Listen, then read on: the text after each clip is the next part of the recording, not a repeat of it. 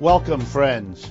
This is Economic Update, a weekly analysis of economic events, trends in our incomes, our debts, our jobs, future for our kids. I'm your host, Richard Wolff. I've been an economics professor all of my adult life, and I teach currently at the New School University in New York City.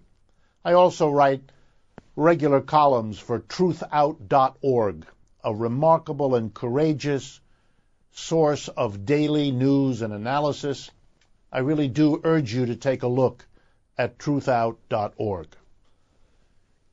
If you're interested in the kinds of analysis we produce here, please consider making use of our two websites, where we produce much more material to expand on the points we make here, to provide links, classes, interviews, audio and video files of all sorts. rdwolf.com and democracyatwork.info are these two websites. Both of them, in addition to being freely available 24/7, provide you with ways to send us your questions, comments, criticisms, suggestions. We read every single one of them, I can assure you of that.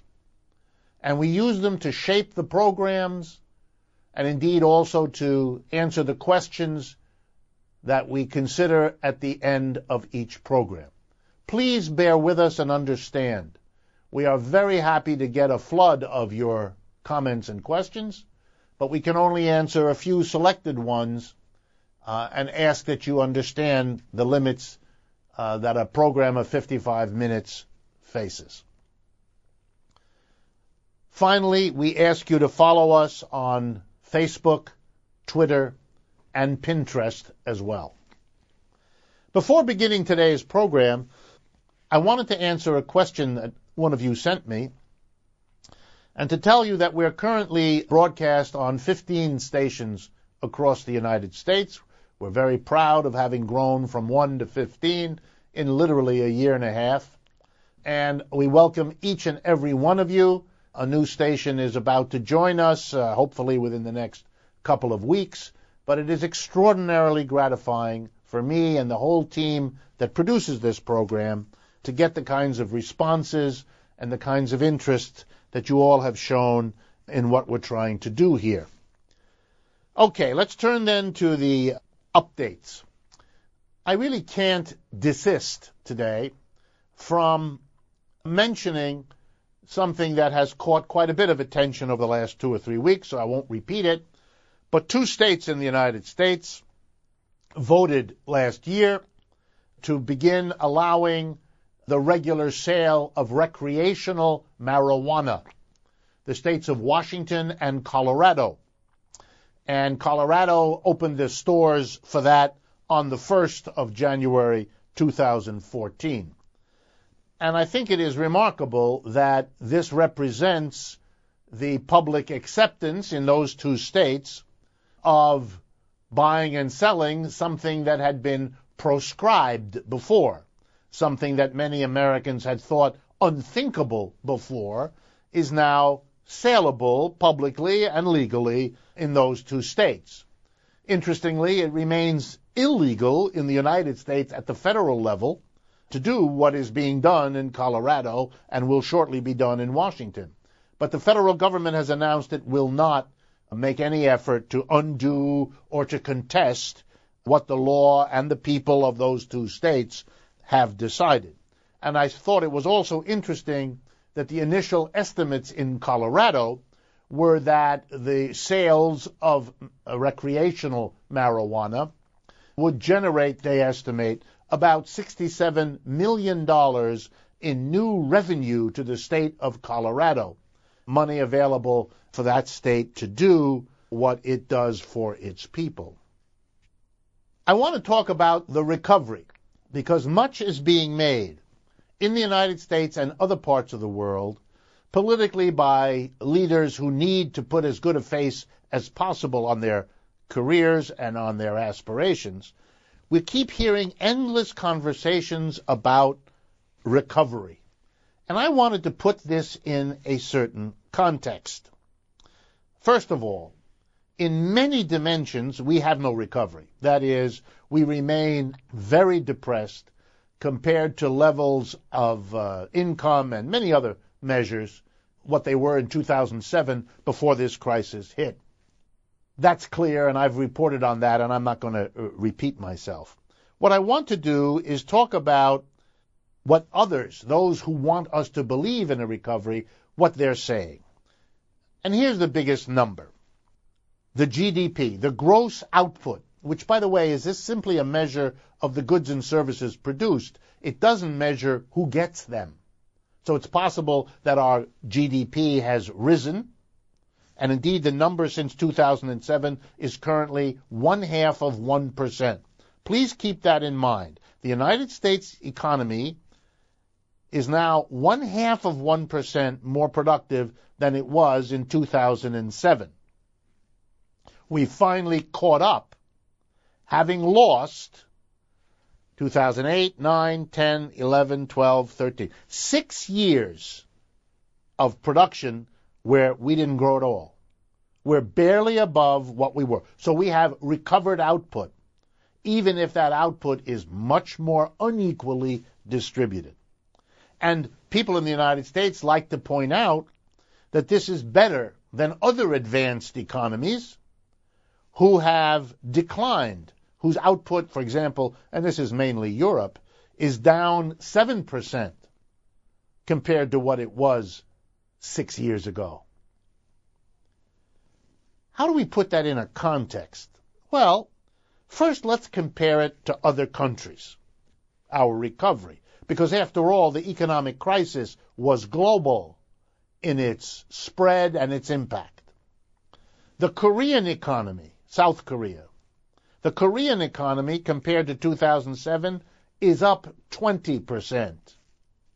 And the People's Republic of China, a society that is run by a communist party, a powerful modern economy, they're up compared to 2007 90%, 90. By comparison, the United States is up 0.5%. This is not close, friends.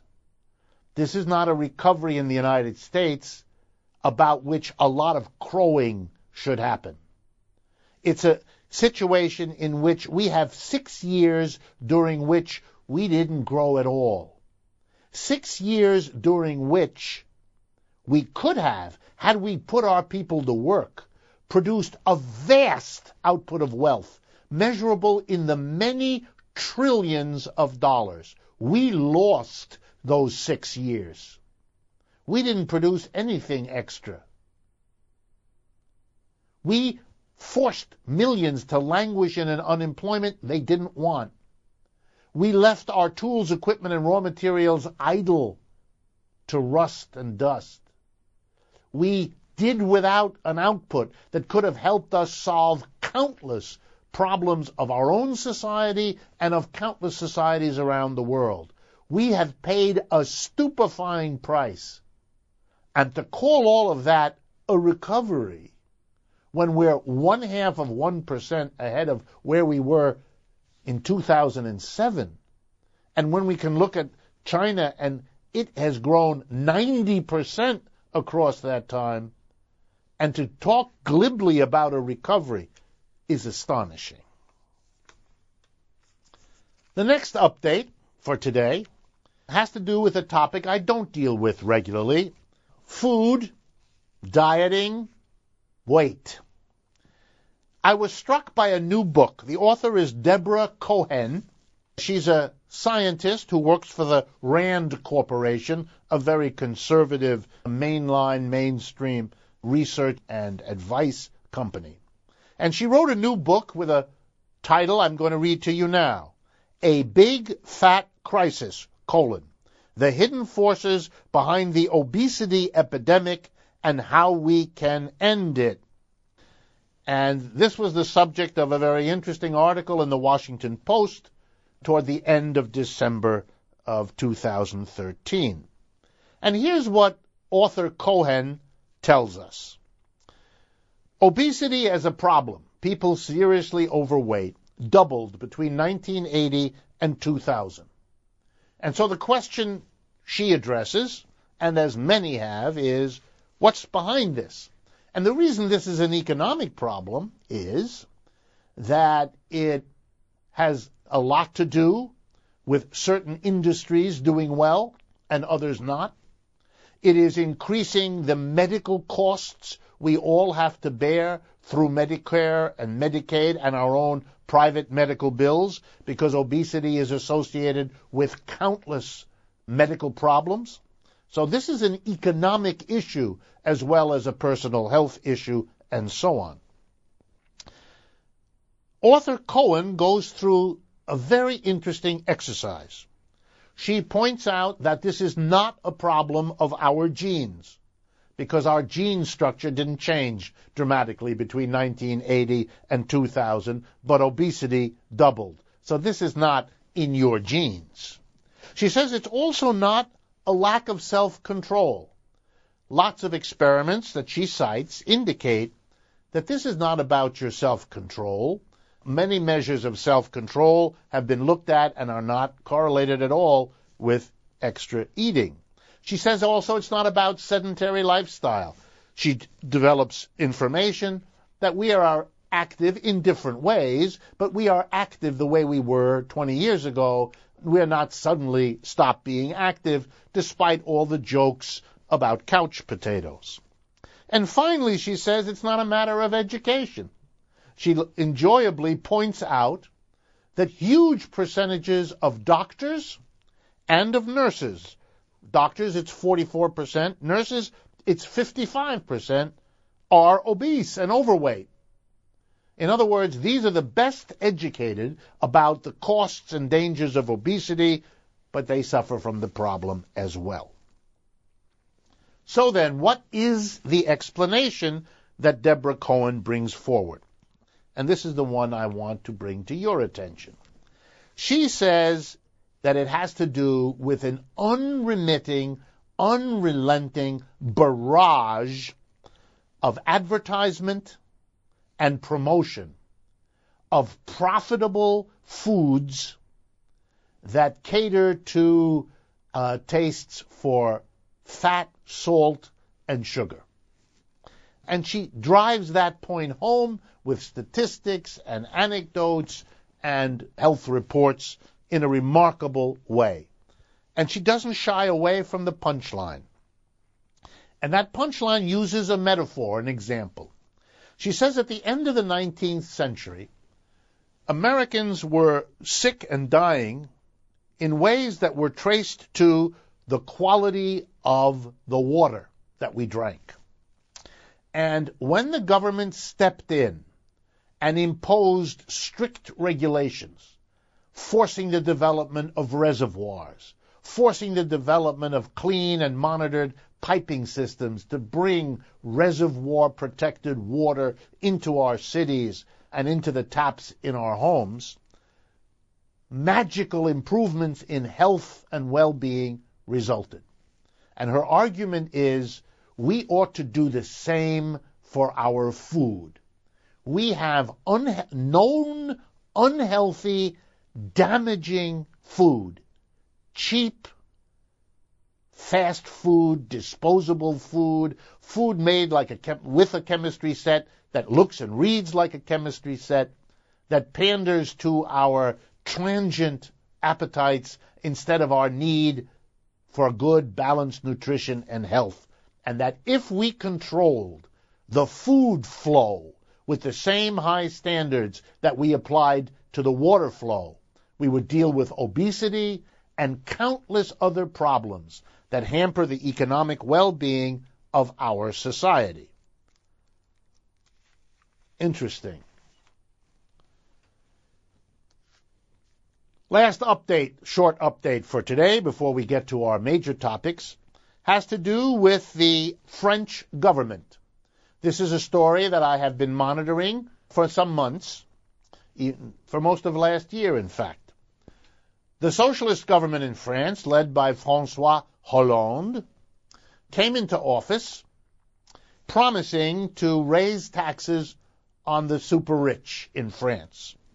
It tried to do that by imposing a 75% top tax rate on the richest French people, those who earn $1.3 million a year or more, roughly. Now, how does that compare to the United States? The top rate in the United States is 39.6%. So to hit the really rich with a 75% tax rate sounds like a much more daring act than other countries have had. And indeed, it is outstanding among advanced countries right now. Well, the effort of the socialist government was shot down when a French court declared the first effort at it unconstitutional, and that had to then go back into the National Assembly and the Senate in France, and a reworked version of that law has now passed judicial review and will be applied by the French government. So it will tax the super rich at a rate of 75%, and it is going to use that to ease the tax burden on middle and lower income French people, and, just as important, says the government, to maintain the services that the French government provides its people. And it listed in one of their statements some of those services, and I thought you would all be interested to know what they are. Free higher education. Basically, people in France who go to a higher education, to a university, pay a nominal amount of money. It is basically a French notion that higher education, college and university education, should not be expensive, should be provided by the government as a basic social service. Let me pause a moment so that can sink in. Number two, the French government provides subsidies for children. That's right. If you have more than one child, you get a subsidy from the state for the food, clothing, shelter, and raising of your children. You might call this a family values support of the French government for its citizens. Number three, the French government prides itself on providing funds for the beautification of cities, particularly the planting of shrubbery and flowers in cities, and part of the money to be raised from taxing the rich will go for that. The French have a national health service, and so the government pays for that, much of that, and that will be funded too. So you get a sense of the kinds of expenditures the state will provide to the mass of its people, paid now in part by a top tax bracket of 75% on those earning over $1.3 million, almost twice the rate of the American wealthy of that class. Last point, not to be ever forgotten. In the United States, we didn't always charge the rich as little as we do now, 39.6%. In the 50s and 60s, as I cannot desist from saying repeatedly, the top tax rate in the United States was 91%, dwarfing what the socialist president of France is doing. Even in the 1970s, it was 71%, or roughly what the French socialist president is doing. So the French are doing what the United States used to do. Let me turn now to the larger topics that we have chosen for today. And again, to remind you, as we do, that these topics are chosen in good part because you've asked for them to be chosen. Here I want to express my thanks, before I do, to the blog of Kathleen Geyer, which I found to be particularly useful to talk about global inequality for a while with you today. Global inequality is measured by something called the Gini coefficient, G-I-N-I. And basically that's a number that measures the distance between poor and rich in any society, the inequality of income. And here's some statistics that Kathleen Geyer brought together that I thought you would be interested, as I was, in thinking about. The two most unequal countries, that is, the two most countries inside of which inequality is the most extreme in terms of the gap between the lowest income and the highest, are South Africa and Brazil. Countries, by the way, in which there has been sharp and extreme conflict over inequality in the last year. Notice that correlation. The least unequal countries are the Scandinavians and two countries from Eastern Europe, Slovenia and the Czech Republic. And I'll let you think about why that might be. The most unequal regions of the world, the most unequal region, Latin America, where there are the most extreme. The least unequal, North America, Western Europe, Australia, and New Zealand. But there are exceptions.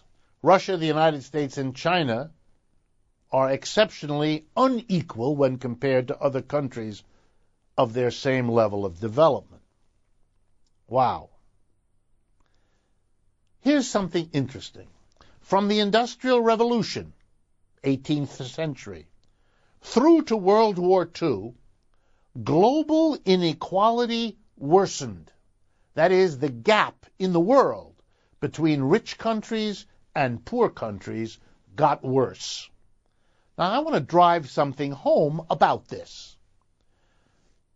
The Industrial Revolution was also the beginning of the dominance of capitalism, first in Western Europe and eventually spreading to pretty much the whole world by World War II. In other words, the spread of capitalism was likewise the spread of global inequality. Capitalism and inequality go together, contrary to the propaganda that sometimes wants to make us believe that capitalism is some sort of equalizer. It has not been an equalizer. It has, in fact, gone together with global inequality between rich countries and poor countries. After World War II, this sort of changed. The inequality among countries, rich country versus poor country, hasn't gotten worse. But the inequality inside countries has. And so global inequality hasn't changed much. It's changed its shape, but not its overall condition of inequality. Inequality among nations hasn't gotten worse, but inequality inside nations has gotten worse. We are therefore not a world that is suddenly encountering inequality.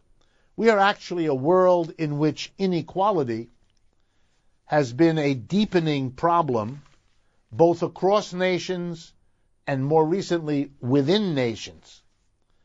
You will not be surprised, therefore, to learn that China produced more millionaires last year than the United States in terms of new millionaires.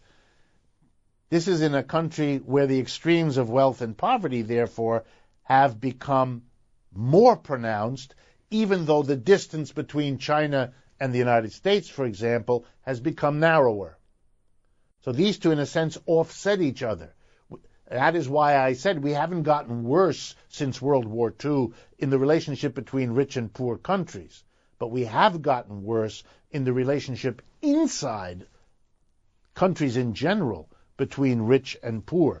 And so that is true in China, which is a rapidly growing society, and in Europe and North America, in which the economic growth, as we pointed out earlier today, has been much more modest. The second major issue I want to raise today, and we'll begin before taking our mid-program break, has to do with the notion of a guaranteed annual income. This is an idea that has been around for a long time. The notion that we might be better off, rather than providing countless specific programs, food stamps, housing subsidies, medical insurance subsidies, tax relief of one kind or another, if instead of that, we just said, look, let's guarantee to everybody in a society a certain minimum annual income that they will get by virtue of being a citizen of this country, that will be enough to provide them with their basic needs of food, clothing, shelter, education, and so forth. Wouldn't that be more efficient? And wouldn't that be more socially beneficial? And this issue, which has been around a long time, has now gotten new urgency because of what has happened in Switzerland. And that process, which I've reported on once before, has now taken several new steps. First, the basic facts. Under Swiss law, if you can get 100,000 people to sign a petition, and remember, Switzerland is a small country, few million of population, so 100,000 is an enormous part of the population, relatively speaking, to sign up for something. And the people who circulated the petition for an annual national guaranteed income for all Swiss citizens had to raise 100,000. They raised about 126,000 late last year, 2013. And that forces a ballot, a referendum, where all Swiss voters will be able to vote yes or no. It'll take some time, probably 2 or 3 years, to work out the details so it can be put to a vote. They have that time to do that. The numbers that have been brandished around are in the neighborhood of $30,000 per person per year. And so I wanted to raise the question of what this would do and what are the pros, the cons, what is at stake in even thinking about such a thing and in the movement to it. Before I get to that, let me at least underscore what is crystal clear, which is that the Swiss people, like so many in other countries, are reacting against the extremes of wealth and poverty that have emerged. The very inequality I talked about a few minutes ago is showing up even inside such middle-class societies, such comfortable societies as Switzerland. The Swiss were outraged to discover the kinds of salary packages big corporations were giving themselves and their top executives. There were scandals about that earlier in 2013. It led to the passing of a referendum allowing shareholders to rigidly control, much more than they could before, how high the salaries of executives would go. It led to the referendum on a maximum range between top and bottom payments. That referendum was defeated by the Swiss voters, but it was a clear sign of the extent to which the Swiss people are angry and are determined to do something about what they perceive to be a dangerous trend in modern capitalism, namely to produce extraordinary extremes of inequality. And these views of the Swiss citizens are simply a symbol, a sign of what is happening in other ways and expressed in other ways in so many other countries where the capitalist drive towards inequality is underway and has been for many decades.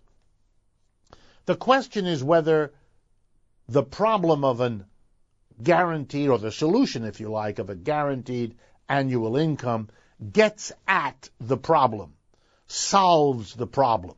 Or perhaps to say it differently, what problems does a guaranteed annual income solve, and what problems does it leave in place? When we return after our short mid-program break, that's the question I will begin by focusing on. Please stay with us as we continue to examine the economic events of our times and the inequality crisis that is looming so much more powerfully around us these days. Welcome back, friends. This is Richard Wolff. This is Economic Update. We are now entering the second half of today's program. We will continue in a moment with our discussion of guaranteed annual incomes as an idea in general and as something that the Swiss people have put on their own agenda for a referendum in the near future. Once again, I want to remind you that if this program and our analyses interest you, please take a look at our two websites, rdwolf.com and democracyatwork.info, for a great deal of additional material that we think will be of interest to you, as well as providing you with ways to comment on, send questions to, and so on in relationship to this program, which we welcome. Okay, so before the break, we were talking about a guaranteed annual income. So let me first talk about the kind of obvious benefits it has. In almost all advanced capitalist countries, and indeed in many countries, the inability of the economic system to generate adequate standards of living for huge numbers of its people, either by the failure of capitalism to provide enough jobs or the failure of the economic system to spread the wealth in a fairly reasonable way so that the bottom half of the population can have a decent life, produces a patchwork of programs that are built up over time through complicated political maneuvers and compromises. So you have a program that provides food subsidies, or a program that provides emergency medical care, or a program that helps with school fees, or a program that gives retirement benefits. A whole host of programs designed, as some say, to redistribute the income and the wealth in society, to compensate for what capitalism does to the mass of people by giving them some sort of support, and to take away from the richest some of the enormous wealth and income they have taken for themselves in order to care for those at the bottom. And by the way, the old debate is, of course, always going on between those who argue that this is humane and those who argue that whether or not it's humane, if the rich want to hold on to their wealth, they better pay something to take care of those at the bottom, because if they make the lives of those at the bottom too awful, there will be a movement to take the wealth away from those who have it. And then, of course, there are those who say, no, we don't have to do that. We need not do that. Maybe we even shouldn't do that. And you get the kind of stretch arguments that suggest that by keeping large numbers of people poor, you provide some bizarre incentive for them to do something, which, of course, the long history of poverty makes ridiculous. But nonetheless, these debates continue. So, and the programs are the results of these debates. So, of course, it is monumentally inefficient. And one of the arguments for a guaranteed annual income is that if we did that, we would do away with the vast waste of money, time, resources devoted to administering and checking and monitoring and inspecting 50 different programs, none of which would be necessary if we simply gave a certain minimum income to these people and then let them spend it as they need to for their food, clothing, shelter, medical care, education, and so on. So there's a kind of argument from efficiency, an argument from simplicity, an argument for getting rid of wildly excessive government bureaucracy to do something that could and should be done much more simply and much more efficiently. There's even an argument that it's more decent. That is, instead of making individuals come and ask for, beg for help with this problem, that problem. Give them a decent income so they don't have to be humiliated by coming for each and every expenditure, because they've basically got the money to go out there and buy what they need when they need it and for themselves. That argument clearly has some merit, and that's probably how it's going to be fought out in Switzerland. I want to raise a different kind of question about the whole idea. While I understand and sympathize, of course, with those who are horrified by the level of inequality we now tolerate, by the side-by-side existence of extraordinary, if not obscene, wealth with mass deprivation and poverty, while we can see the growth of the appeal that this is wrong and inappropriate, not just in Switzerland, but the obvious effort of the new mayor of New York City, William de Blasio, to say that he's going to do something about the fact that New York City, in large parts of itself, has become unaffordable to anybody who isn't rich, that the level of rents that are being charged, or home prices or condo prices that are being charged, make this city a place for wealthy people, period. Or, if you want to go to the other extreme, that in the city of extraordinary wealth, there are also, for example, in the borough known as the Bronx, unspeakable poverty, literally a stone's throw from unspeakable wealth, that this is not the way a city ought to be. This is not the way economic development ought to be allowed to pursue a course that is so antisocial in its implications. So we see an opposition to this inequality all over the place, and I sympathize with it. But my quarrel, my question for those interested in a guaranteed annual income is this. Are you not dealing here with an opposition to the result or the symptom without dealing with the underlying cause, the underlying problem, the underlying disease, if we stay with the medical metaphor? Here's what I mean. You have an economic system that is organized in such a way that in enterprise after enterprise, a large number of people come to do the work. 9 to 5, 5 days a week, they come and they do the work. Their muscle, their brains put together a product, a good or a service, for the employer who hires them, who then sells the product. The employer pays the workers their wages and gathers into his own hands the profit, the difference between the value of what those workers have created and what it costs the employers to get them to come there to create it. The profits have been growing. That's how capitalism works. The employer has every incentive to minimize the costs of production and every incentive to maximize how much he can get for it. And the gap between what he gets and what it costs is his profit. So you have a system driven to maximize the profits.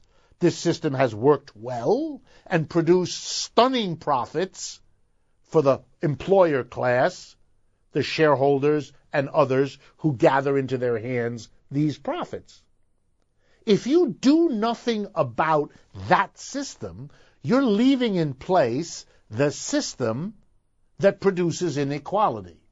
And then if what you do is tax those at the top to create the money that can then be parceled out to offset the inequality by helping middle and lower income people with their housing or their education or their medical care, whatever it is, this is a very strange way of solving a problem. As with a doctor who says this is a symptom, I've got to go to the underlying problem, so it is with an economic analysis. You don't just deal with the symbol, the end result, the unequal society. You deal with the economic structure that produces such inequality. You've got to do something about this issue of profit. Who gets the profit? And what do they do with it? If all the workers together, as I say so often on this program, if all of the workers who together produced the profit were together to decide what to do with it, they of course wouldn't distribute tiny number of people all of it or most of it and create absurd wealth. They wouldn't do it. They would distribute it much more equally. Then we wouldn't have the problem. Right? We wouldn't have the problem. One of the things they could decide to do is to find useful work for all the people that are unemployed, because that's the logic, and nobody wants there to be unemployment anyway. Right? These are not complex ideas when you get to the basics of it. Moreover, if you continue, even with a guaranteed income, what will you have done? You're going to create a guaranteed income that will have to tax the rich or the middle to take care of all those who otherwise wouldn't earn an income. That's going to make for tensions on the part of the middle and particularly the rich. The rich are going to use their wealth to evade, weaken, and undo the guaranteed income. How do I know that? Because that's what they've done with every other program that was ever developed. That's why we're now discussing cutting Social Security. That's why we're now discussing cutting food stamps, which we already did. The people who have it use their wealth to prevent it being taken from the others. You've left in place the economic system that produces the unequal wealth that will forever resist and undermine whatever social welfare program you have, whether it's the patchwork quilt system we now have or the guaranteed minimum income alternative that is being considered in Switzerland and is being debated more widely, particularly in Europe. Why do this? Why plague a society with all the conflicts of redistributing income when you could get rid of all of that by simply distributing it differently from the beginning? Don't allow some people to have more than 5, 6, 7 times what other people get. That's a big enough gap.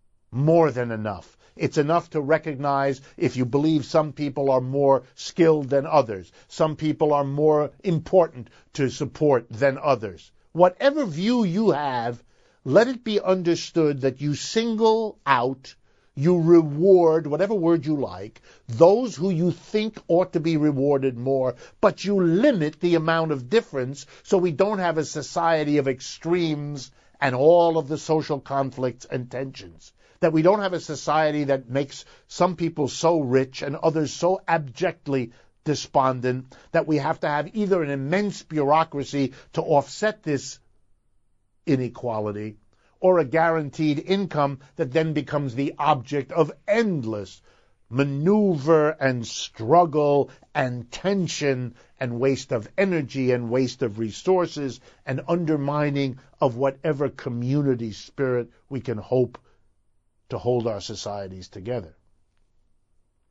That's the ultimate question, and that is not addressed by the notion of a guaranteed annual income. We come now to the last portion of our program where I deal with questions that some of you have sent in. Let me begin this one with a question about credit unions. Credit unions are basically a kind of people's alternative to banks. It's a way for people who have money they want to put in a bank-type institution, and for people who want to be able to get loans from such an institution, but would rather it be non-profit, would rather it be geared to serving the depositor and the borrower without serving anybody else in the process.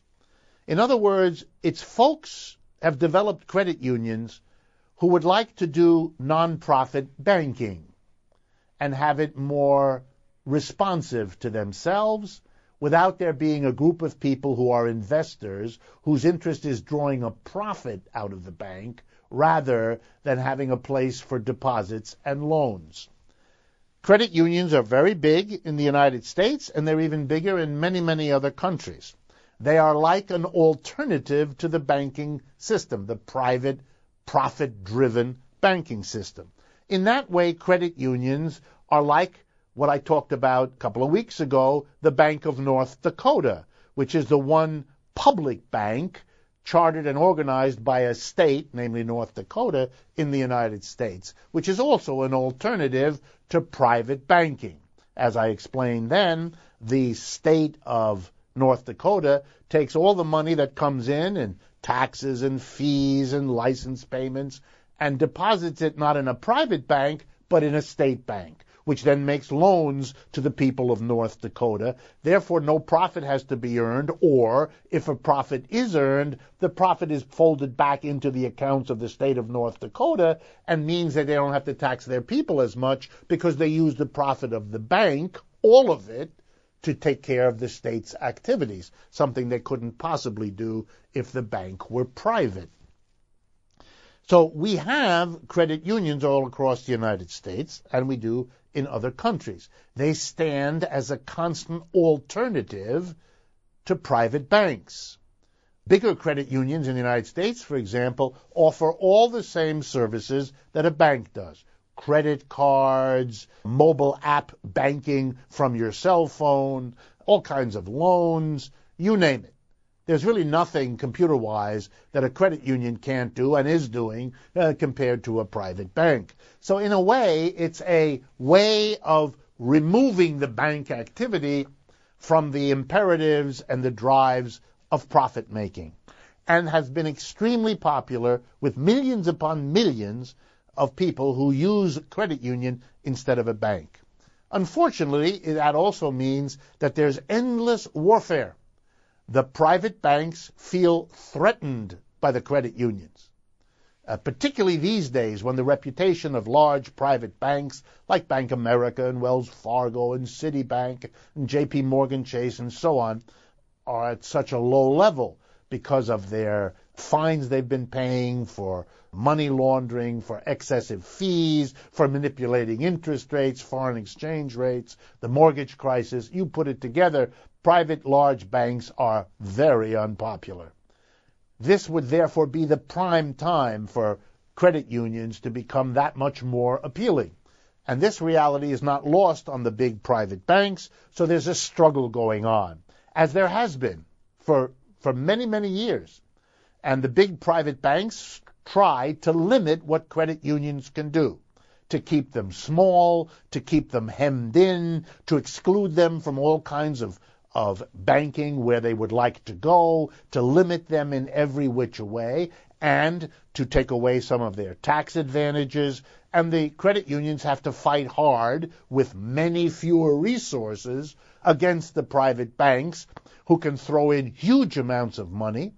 Not lost on anyone, I hope, is the reality that part of the resources that the big private banks can throw into squeezing the credit unions is the bailout money and support that the federal government, we, you and I, provided to Washington, which it in turn used to bail out those private banks. Their ability to go to economic war against the credit unions is actually financed by the taxpayer, who would be much better served if the credit unions were allowed to expand and offer more competition than the private banks wish to allow.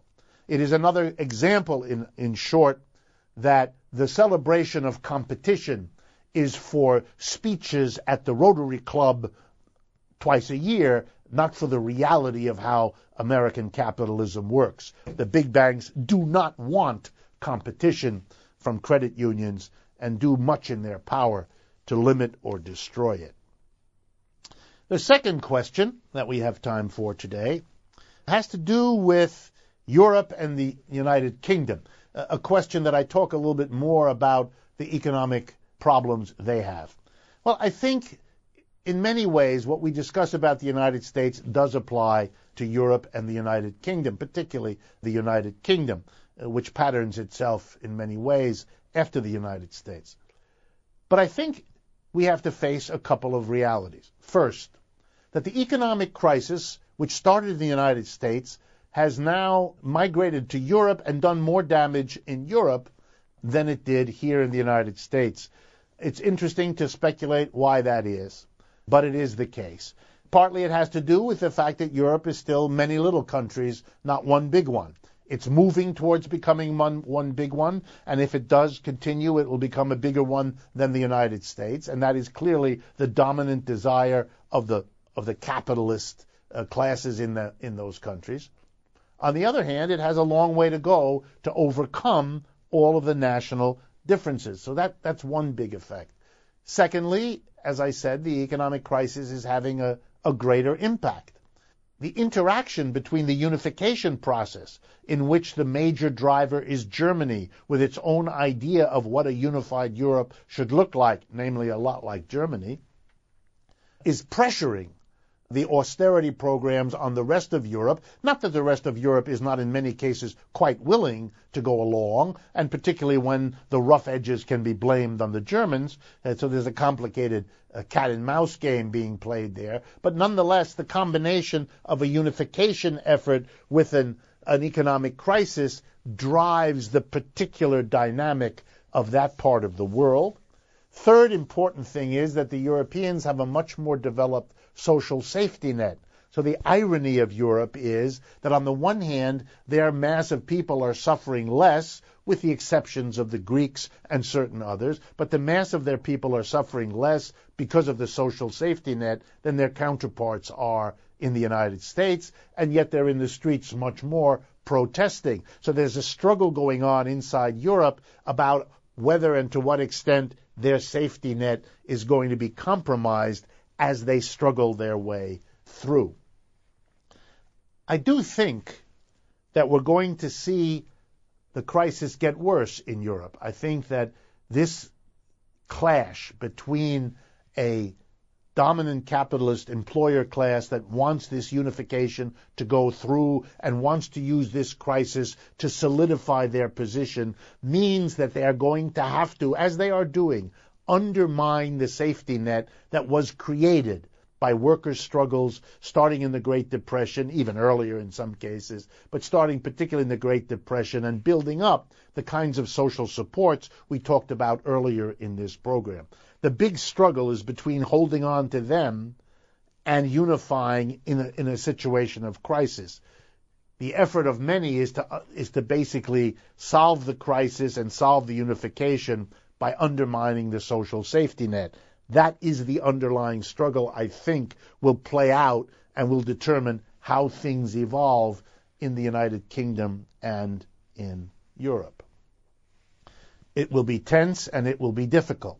In many ways, the Greek situation is a kind of test case and has been since 2010.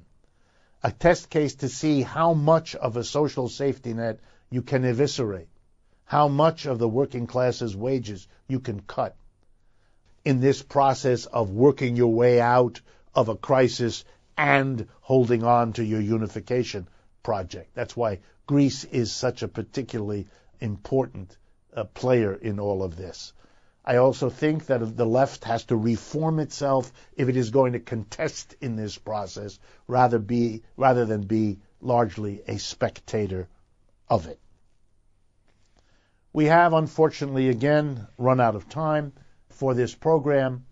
I hope again that you have found it of interest, that this ongoing effort to develop economic literacy, let's call it economic insights, by providing these regular updates, will be a way for the real goal of this program to be reached, namely, that all of you, dear listeners and viewers, that you understand that the economic crisis is here for the long term, and that what has to be done is a movement has to be built, organizations have to be built, that question and transform this economic system as the precondition for solving most of our social problems. It's a pleasure to be here, and I look forward to speaking with you again next week.